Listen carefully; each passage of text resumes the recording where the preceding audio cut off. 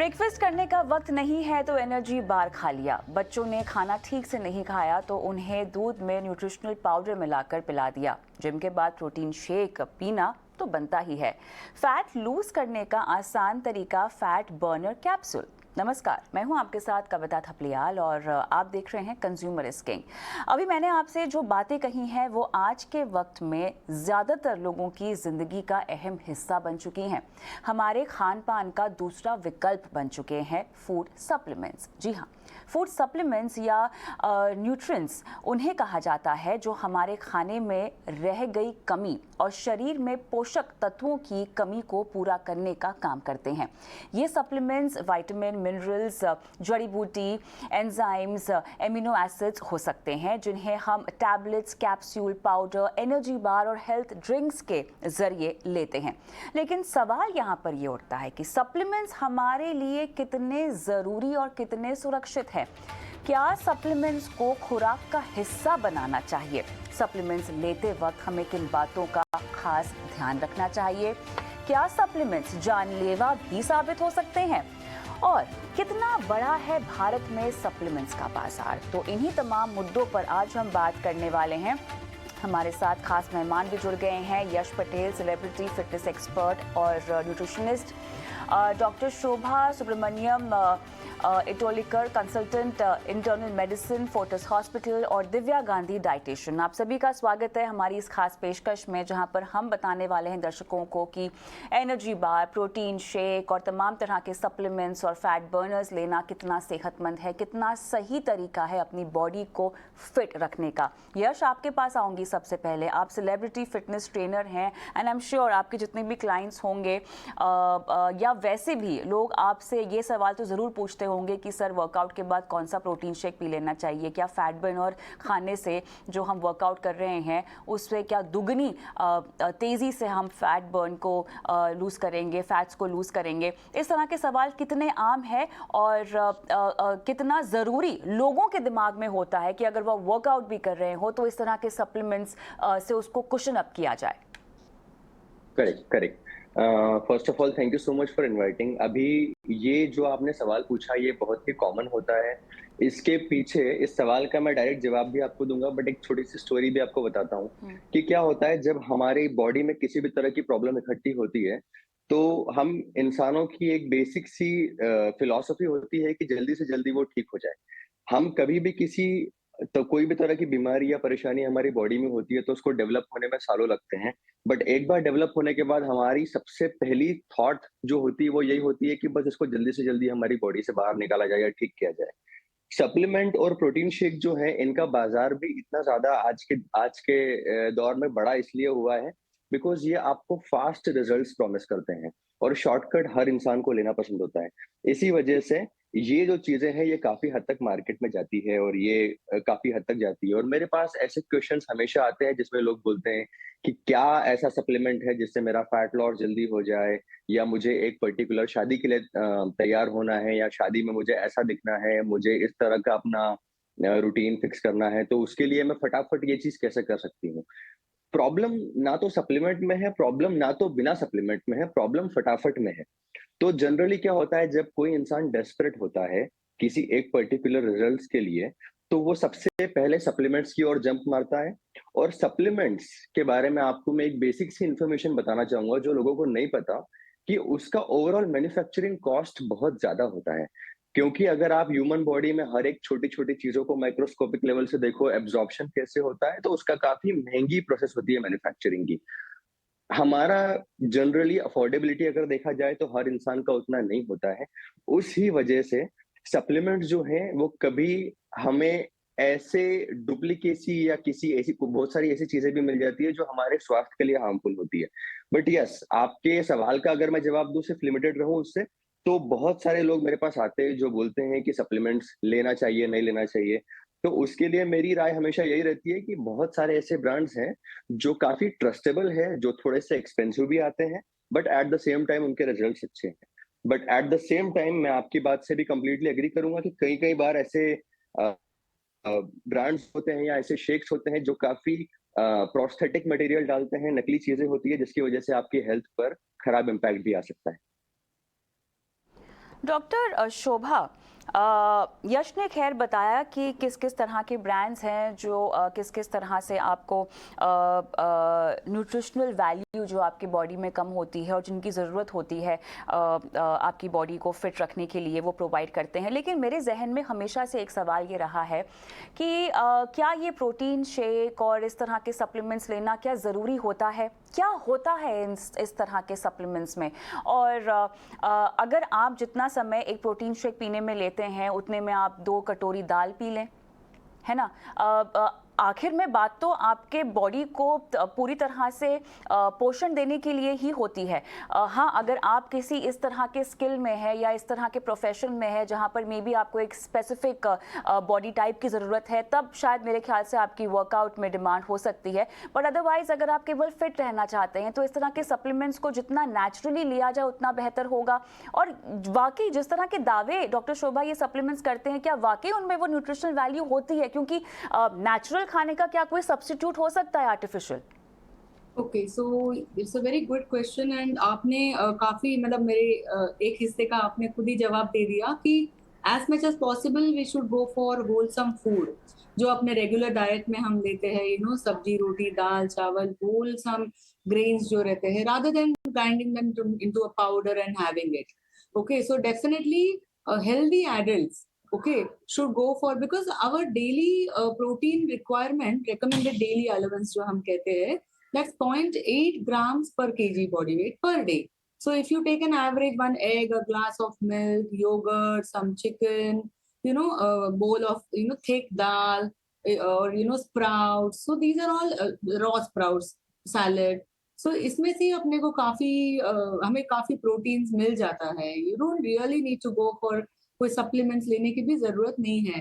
Special cases में as doctors हम protein powder start करते हैं जब हॉस्पिटलाइज पेशेंट हो, क्रिटिकली इल पेशेंट आईसीयू से जो प्रॉपर होल मील नहीं खा पाते हैं उनको, क्योंकि protein is required for body repair, isn't it? So ये पेशेंट्स में जो हम बोलते हैं ब्रेक डाउन ज्यादा रहता है more than the manufacture, catabolism is more than anabolism. So इसलिए we have to give them protein supplements. The other example will be patient who are recovering, जो सर्जरी हुआ है जिनका, वो जो रिकवरी फेज में है, उनको हम ट्रांजिएंट पीरियड के लिए for 2 to 3 weeks, बिकॉज जो प्रोटीन अपने बॉडी में बनता है उसका हाफ लाइफ रहता है 3 weeks. So if you have suffered some stressful event जैसे सर्जरी या कोई मेजर बीमारी, तो बॉडी का प्रोटीन न्यूट्रिशन जो रिजुविनेट होने के लिए इतना 3 to 4 weeks लग ही जाता है. तो that is the duration for which we give the patient protein supplements.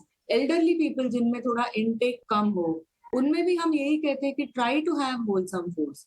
ये अगर आपको, unless they have swallowing difficulty, उनको अगर निगलने में भी कोई तकलीफ हो, वो यूजुअली कोई बीमारी की वजह से होता है. नहीं तो भी एल्डरली पीपल को भी जरूरत नहीं है कि उनको कोई प्रोटीन सप्लीमेंट्स लेने की जरूरत है. So this was the first question. आपका दूसरा सवाल जो था कि ये किस चीज के बने हैं, तो ये बने रहते हैं या तो प्रोटीन सोर्सेस या एनिमल सोर्सेस के. यूजुअली जो प्रोटीन सप्लीमेंट्स आते हैं उसमें आते हैं सोय का रहता है, और it can be from milk protein like casein, whey, या तो इसमें कुछ थिकनिंग एजेंट्स ऐड किया जाता है. कुछ फोर्टिफाइड भी रहते हैं जिसमें विटामिन ए डी डाला रहता है. So these are usually the contents of plant-based protein supplements. Animal-based हो तो usually I have not come across much, but egg-based रहते हैं जिसमें egg-based जो egg protein का supplement रहता है. Alright, तो यहाँ पर एक और चीज़ पे मुझे बात करनी है, क्योंकि जो सप्लीमेंट्स बिक रहे हैं बाज़ार में वो भी सुरक्षित नहीं है. ऐसा रिपोर्ट किया गया है. लगभग 15% सप्लीमेंट्स हैं जो कि सुरक्षित नहीं है. इस चर्चा को इस मुद्दे को मैं चर्चा के आखिरी पार्ट में लेकर आऊँगी. लेकिन दिव्या, आपके पास मैं आऊँगी. आप तो हमेशा ही जब भी आप शो पर आई हैं हमेशा आपने कहा है कि जितना हो सके अपने खान पान पर ही आपको फोकस करना चाहिए, और तमाम तरह की डाइट्स पर जब भी हमने बात की है आपने सबको धाराशायी किया है, क्योंकि ग्रैंड मामा डाइट हमेशा से आपने कहा है कि सही रही है. लेकिन यहाँ पर जब भी कोई एक वर्कआउट रेजिम फॉलो करता है ना दिव्या, तो उनको हमेशा लगता है, मेरे आसपास भी मैंने देखा है कि हम जो खा रहे हैं भले ही वो बहुत हेल्दी खाना खा रहे हों, लेकिन फिर भी वो उनको नाकाफी लगता है.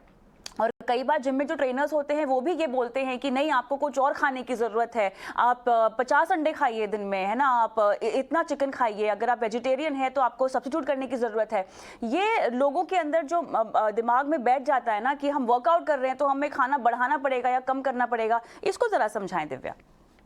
देखिए, जब हम वर्कआउट करते हैं तो हमारी बॉडी को एक्स्ट्रा प्रोटीन की रिक्वायरमेंट होती है। जो हमें प्रोटीन सप्लीमेंट से मिलता है, हम उसे नेचुरल फॉर्म में भी ले सकते हैं। लोग सप्लीमेंट के पीछे क्यों भागते हैं? क्योंकि उसकी एब्जॉर्प्शन बेटर होती है एंड एज राइटली सेड कि वो फास्ट रिजल्ट दिखाता है। ऐसा नहीं है कि हम 5 ग्राम प्रोटीन वहां ले रहे हैं तो हम 5 ग्राम नेचुरल सोर्सेज में नहीं ले सकते, हाइपोथेटिकली बोल रही हूँ।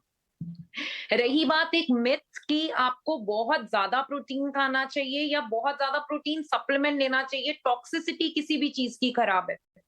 जब हम वर्कआउट करते हैं, आप अगर वेट, देखिए प्रोटीन किसको चाहिए? या तो जो वेट लॉस कर रहा है या जो वेट गेन कर रहा है।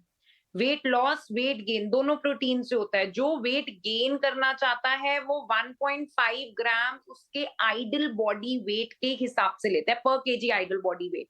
For example, if somebody's idle weight is 70, it should be 1.5 into 70 if you want to gain muscle. अगर कोई वेट लॉस करना चाहता है तो वो 1 ग्राम पर केजी आईबीडब्ल्यू के हिसाब से लेगा। मतलब if you should be 70 KG तो आप लेंगे 70 ग्राम्स प्रोटीन।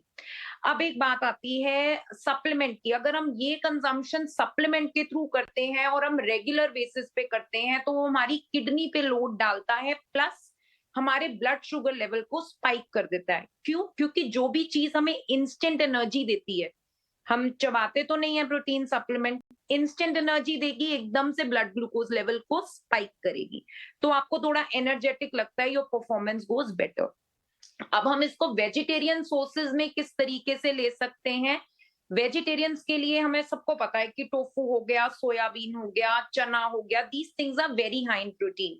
उसके अलावा एक ग्रेन आता है जिसको बोलते हैं टेफ। मेरे पास जो भी वर्कआउट रिलेटेड डाइट लेने आता है and who wants to gain muscle, they gain muscle at a very fast pace with this आटा। टेफ फ्लावर जनरली बहुत गांव में मिलता है, it is not that easily available. Amazon पे या किसी वेबसाइट पे आपको जरूर मिल जाएगा। आप अपनी डाइट में रेगुलर बेसिस पे टेफ की रोटी खाइए, it will be more like a non vegetarian food. उसके अलावा किनोआ हो गया, मशरूम्स हो गया, दीज आर सर्टेन थिंग्स जिसके अंदर इक्वल क्वांटिटी में प्रोटीन होता है। प्रोटीन का एब्जॉर्प्शन के लिए प्रोटीन के अंदर 9 एसेंशियल अमाइनो एसिड्स होने चाहिए, जो कि किनोआ में है, टेफ में है। हमारा मटरा जो कुलचों के साथ मिलता है, नॉट छोले, मटरा जिसे ग्रीन पीस बोलते हैं, तो उसके अंदर 9 एसेंशियल अमाइनो एसिड्स हैं। हम अगर इसको रेगुलर खाएंगे तो हमारा प्रोटीन जो है अपने आप इंक्रीज हो जाएगा, उसकी बायोअवेलेबिलिटी अच्छी है। सोए और टोफू का कंजम्पशन कर सकते हैं, बट अगेन अगर उसको रेगुलर बेसिस पे करोगे तो it is a goitrogen, thyroid होने के चांसेस हो जाते हैं। नॉन वेजिटेरियंस के लिए there are a lot and a lot of sources, fish है, एग्स है, मटन, रेड मीट के मैं फेवर में नहीं रहती हूँ, but yes people who consume it is very high in protein. हमारा जो क्रेटीन होता है, जो लोग सप्लीमेंट फॉर्म में लेते हैं, वो मेजरली रेड मीट से ही डराइव होता है। सो बहुत सारे सोर्सेज हैं, नेचुरली भी आप अपनी बॉडी बना सकते हैं, not as good as one you get from supplement, but मेरे ख्याल से अगर आप एक हेल्दी वे में बॉडी को बनाते हैं, वो बहुत बेटर है कि आप टेम्परेरीली अपनी बॉडी को बिल्ड करें in a shorter span of time. ये तो प्रोटीन पर हमने बात कर ली है, ठीक है, लेकिन मुझे ना ये फैट बर्नर्स का मुद्दा समझना है। और यश ये बताएं हमें, क्या फैट बर्नर्स वाकई ज़रूरी होते हैं जब आप वर्कआउट कर रहे हो? खासतौर से मैंने देखा है कि इसका जो क्रेज़ है, अगर आप वेट लॉस करना चाहते हैं तो कई बार जो जिम में ट्रेनर्स होते हैं वो ज़बरदस्ती प्रेस्क्राइब करते हैं कि आप फैट बर्नर्स ले लो। ओके देखो, मैं आपको एक इसके पीछे की एक बहुत ही बेसिक सी चीज समझाता हूँ, क्योंकि कई बार ये मुद्दे काफी कंफ्यूजिंग हो जाते हैं कि फैट बर्नर लें चाहे ना लें। तो फैट बर्नर ले चाहे ना ले, इसके पहले ये समझना काफी जरूरी है कि फैट बर्न होता कैसे है, ठीक है। अभी ह्यूमन बॉडी के अंदर एक हार्मोन होता है जिसको बोलते हैं एड्रेनलिन। एड्रेनलिन एक ऐसा हार्मोन है जो आपकी बॉडी में जनरली आप जब नर्वस होते हो तब भी रिलीज होता है, जब अगर आपका कुछ एक्सीडेंट हो जाता है या आपको कुछ चोट लग जाती है तब भी रिलीज होता है। अगर आपको गुस्सा आता है उस टाइम पर भी एड्रेनलिन रिलीज होता है। तो जितने भी ये फैट बर्नर्स होते हैं जो कैफीन डिराइव्ड होते हैं, जिसमें बहुत ज्यादा मात्रा में कैफीन होता है, ये सब आपके बॉडी में जब जाते हैं तो ये एड्रेनलिन को रिलीज करते हैं। एड्रेनलिन जब आपकी बॉडी में रिलीज होता है तो ये आपके फैट सेल्स को ओपन कर देता है, जिसकी वजह से आपकी बॉडी में फैट बर्न होना स्टार्ट हो जाता है। तो ये एक बहुत ही बेसिक सी चीज है जो लोगों को जनरली पता होती है। अब इसका हम नेगेटिव पार्ट समझते हैं, इसका हम साइड इफेक्ट समझते हैं कि चलो अगर किसी ने फैट बर्नर लिया, अभी हम ये बात नहीं कर रहे हैं कि फेक फैट बर्नर है या रियल है, उस पर बाद में आएंगे। पहले ये समझते हैं अगर फैट बर्नर लिया तो क्या। तो अगर किसी ने लिया और हम ये अज्यूम करते हैं कि अच्छा लिया, उसने ब्रांडेड लिया है, तो क्या होगा, over the period of time उस इंसान का फैट बर्न तो हो जाएगा, बट उसका जो ब्लड प्रेशर होता है बिकॉज ऑफ एड्रेनलिन हमेशा हाई रहेगा। और आज के डेट में हर इंसान का आर्टरी किसी न किसी लेवल पर क्लॉग्ड होता है, तो इससे लॉन्ग टर्म में हार्ट इश्यूज हो सकते हैं। इसीलिए जनरली जो लोग ऐसे होते हैं जिनको कार्डियोवैस्कुलर इश्यूज होते हैं, उन्हें हम रिकमेंड नहीं करते। और कार्डियोवैस्कुलर का नाम लो तो मतलब 90% ऑफ द वर्ल्ड्स पॉपुलेशन। तो इसीलिए मैं काफी हद तक सपोर्ट में नहीं हूँ फैट बर्नर्स के, बिकॉज एड्रेनलिन के अलावा अगर आप अपने थायराइड को ही कंट्रोल में कर लो तो आपका फैट बर्निंग हो जाता है काफी अच्छे से। That is number one. Number two, अगर आप फैट बर्नर को बहुत ही प्रोलॉन्ग्ड पीरियड ऑफ टाइम तक लेते हो, से फॉर एग्जांपल आपने 1 महीना, 2 महीना या 3 महीना ले लिया, तो after a point of time आपके ऊपर उसका इम्पैक्ट होना भी बंद हो जाता है। तो मेरा ये मानना है कि देखो, मैं आपको पहले ये समझाता हूँ कि फैट बर्न होता क्या है, बिकॉज हर कोई इंसान ये जानना चाहता है कि फैट बर्न कैसे करे, बट किसी को भी ये नहीं जानना है कि फैट गेन क्यों हुआ। तो फैट गेन आपके बॉडी में हार्मोन प्रॉब्लम की वजह से हुआ है। कुछ हार्मोन डोमिनेंट हो गए थे जैसे कि इंसुलिन, इस वजह से फैट बर्न हुआ है। अगर आप अपने न्यूट्रिशन को कंट्रोल कर लो जिससे कि आपका इंसुलिन नीचे आ जाए, और दूसरा हार्मोन है जिसको बायोलॉजी में हम लोग ग्लूकागॉन बोलते हैं, अगर वो ऊपर चला जाए तो आपको किसी भी फैट बर्नर की जरूरत नहीं पड़ती है। आस्क नेचुरल जो है वहां पर हम लोगों ने 90% जो फैट ट्रांसफॉर्मेशन होते हैं उसमें we have never given fat burning. Natural food eating से ही हम लोगों ने फैट बर्निंग करवाया है अभी तक जितना भी होता है। तो it's a very regular thing, अगर समझ के किया जाए तो किसी फैट बर्नर की जरूरत नहीं है, नेचुरली भी हो सकता है। चलिए, बहुत सही बात आपने बताई है। और डॉक्टर शोभा, शायद आप इसको आगे और समझाना चाहती हैं, क्योंकि महिलाओं में सुना गया है ऐसे कि फैट बर्नर्स अगर वो इस्तेमाल करती हैं तो कहीं ना कहीं उन हार्मोनल इम्बैलेंस का शिकार वो हो जाती हैं। Yes, you're right. So basically, like Yash ji said, somewhere they have a placebo effect. Okay, हमको लगता है हमने कुछ फैट बर्नर पिल्स ले लिया है। एग्जैक्टली फैट बर्नर मतलब क्या? You have less of come carbohydrate और कम फैट वाले फूड लेंगे और ज्यादा प्रोटीनेशियस लेंगे। सो अपने आप when there is a calorie deficiency, बराबर है बॉडी में, सो नेगेटिव कैलोरिक बैलेंस में जब हम जाएंगे तो अपने आप बॉडी का फैट यूटिलाइज हो जाता है। So that is the basic concept of weight loss. Okay, so now this concept is packaged into fat burning pills and this protein shakes, which sometimes also जिसमें diuretics जैसी चीजें जो urine से fluid कुछ कुछ protein shakes, so we will talk about that contamination later. आप बोले थे कि हम बाद में बात करेंगे करके. So yes, तो कुछ कुछ चीजों में फाइटोएस्ट्रोजेंस रहते हैं. What is phytoestrogen? That is plant based estrogens. So कोई भी चीज एक्सेस में, okay, so this can cause hormonal imbalance in our body in the form of menstrual irregularities. Then there can be infertility issues. Then there can be masculinization, जैसे facial hair growth हो जाता है, irregular ये होता है, ovulation. So ये सब issues हो सकता है with such supplements. So that is why one should be very careful. जो isoflavins करके जो रहते हैं उसमें ये सब फाइटोएस्ट्रोजेंस रहते हैं, तो ये सब कंजम्पशन के वक्त हम लोग बहुत केयरफुल रहना चाहिए, स्पेशली जब ये सप्लीमेंट्स आते हैं कुछ वुमेन लगा के, ये वुमेन वो women. So it is only after consulting your doctor आपने ये सब लेना चाहिए. हाँ, बिल्कुल बिल्कुल. तो ऐसे में दिव्या, हमारी नेचुरल डाइट में ही फैट बर्नर्स होंगे ना? जी बिल्कुल, fat burners, yes, there are certain things जो फैट को बर्न करती हैं, बट हमें वो चीजें लेनी चाहिए जो नेगेटिव कैलोरी बैलेंस देती हैं. Okay, right. Negative calorie balance कौन सी चीज देती है? जिसके अंदर वाटर कंटेंट अच्छा होता है. ठीक है, जैसे कि आपका बॉटल गॉर्ड हो गया, सैलड्स हो गए, फ्रूट्स हो गए. अगर हम नेचुरल फैट बर्निंग चीजें बोले तो उसमें थोड़ा सा मात्रा में कैफीन होता है. हम दिन का approximately 150 mg of caffeine consume कर सकते हैं। जैसे बोला जाता है कि नेचुरली फैट बर्न करती है ग्रीन कॉफी बीन्स आती हैं।